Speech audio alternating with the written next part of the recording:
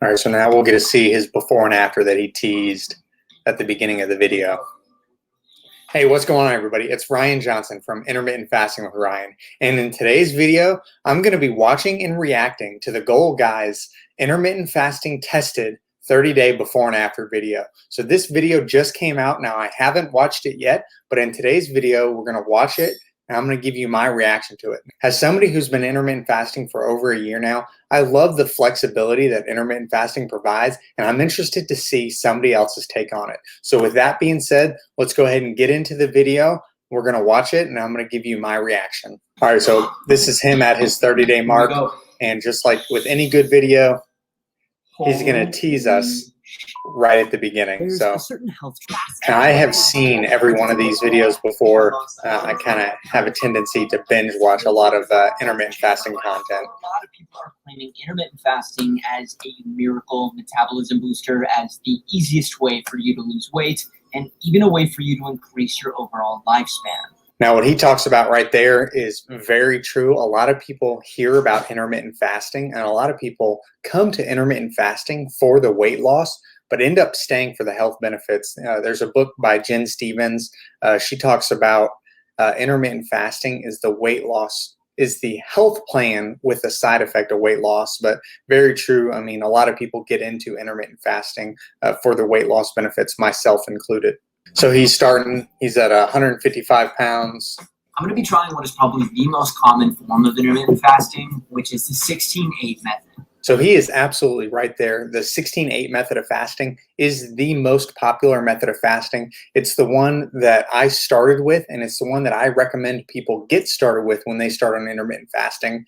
And just like he said, skipping breakfast is what he's going to be doing, because when you look at it, at the end of the day, that's what it breaks down to. Because you're sleeping, say on average 8 hours, you stop eating a few hours before bed, you wake up, and you just start eating a little later in the day. And he's going with an 11 a.m. to 7 p.m. eating window, which is similar to where I started. I started with a 12 to 8 eating window. I'm not allowed to have any food during the fasting hours. I am allowed to drink water or black coffee. Hey, so it looks like he's doing a clean fasting, which is a really great method and way to do intermittent fasting. So he's doing nothing but water and black coffee between the time that he wakes up and when he opens his feeding window. And I will say, I probably parallel that. I definitely have my coffee after I wake up, and usually 1 or 2 more cups before I break my fast afternoon. 1 more minute and I can eat. So right away, I will say that you can see there that he is counting down the time until his eating window opens, and that is something that I did when I started with intermittent fasting. But I will say, being a year into it now, going by the clock is not necessarily something that I do anymore, because now that my body has adjusted to missing breakfast and not eating until later in the day, if my feeding window opens, which now it generally opens at noon, but if noon rolls around and I'm not hungry, I may push that out. But what you see here is pretty common practice for those that are starting with intermittent fasting. You live and die by the clock, whether it's your feeding window opening or trying to get in those last minute snacks before your feeding window closes.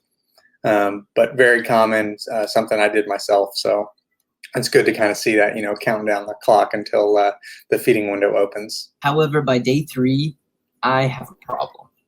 I am so hungry that I find myself spending most mornings watching the clock, just waiting until the next time I can eat. Hey, so that is so true. So he's on day 3 and he's already experiencing some of those hunger pangs.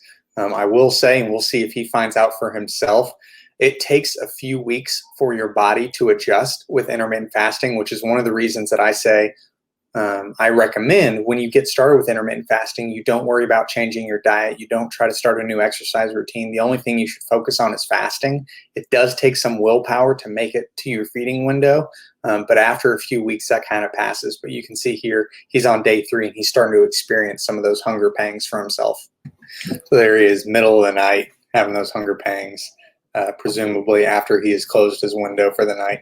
Without the support of even my wife, I desperately start looking for answers to solve my hunger problems. So, according to the subreddits and forums that I've read about intermittent fasting and hunger problems, they're typically saying it takes like 4 to 7 days to get rid of hunger. So he's saying there in some of the forums, they're saying 4 to 7 days to get rid of the hunger. He's still experiencing hunger on day 10, but if I had to guess, it's not going to be much longer before he adapts.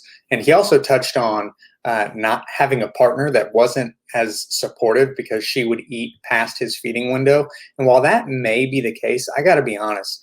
My wife and I have been married for 10 years now, and during that time, she has suffered through a lot of different diets that I have been on. And I got to be honest, intermittent fasting is probably one of the best weight loss or lifestyle changes that actually has us eating the same thing. So while there are times where she's eating and I'm necessarily not eating, that can be tough for a little bit. But once you break through and are used to going without food, that doesn't come near as much of an inconvenience as cooking 2 different meals. So I will say it does help to have a supportive partner.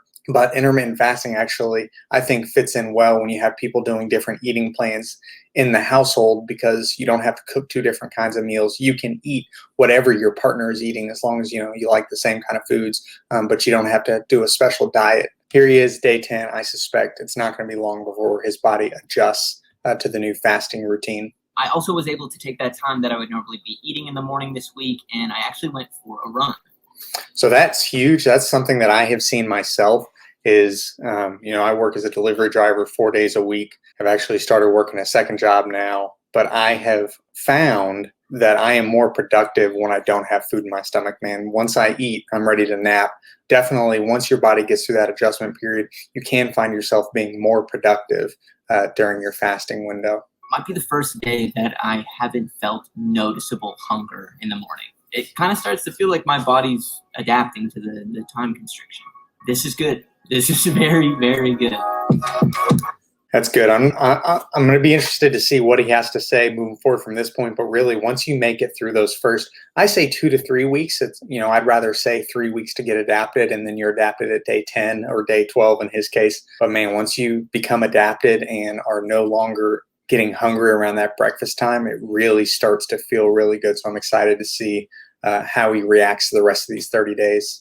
On day 14 of the challenge, I weigh myself and have dropped from 155 down to 152 pounds. I assumed the reason for losing weight with intermittent he's about to get into the science of why you can lose weight with intermittent fasting outside of the calorie deficit, and we'll see what he has to say about that. But one of the reasons that it does work is because you do reduce the amount of calories you're eating in that time. Now, it's not the only reason, but it is a big factor in losing weight with intermittent fasting. When we eat, our body responds by producing a hormone called insulin. Insulin helps to use glucose to energize our body, but it also enables fat storage. When our bodies have high levels of insulin, it prevents the body from breaking down fat storages as energy. With intermittent fasting, we're shortening that window of eating, reducing insulin levels, and as a result, reversing the fat storage process. So if you're looking to maintain muscle and lose weight, then intermittent fasting might be the best option for you. This is huge, and that's something that I have known through personal experience. I have seen over this last year as I have retained and built a decent amount of muscle. Combined weightlifting with intermittent fasting is helping me with my overall goal of having a muscular physique. But that's definitely something that I would recommend you look into if you're interested at all in weightlifting.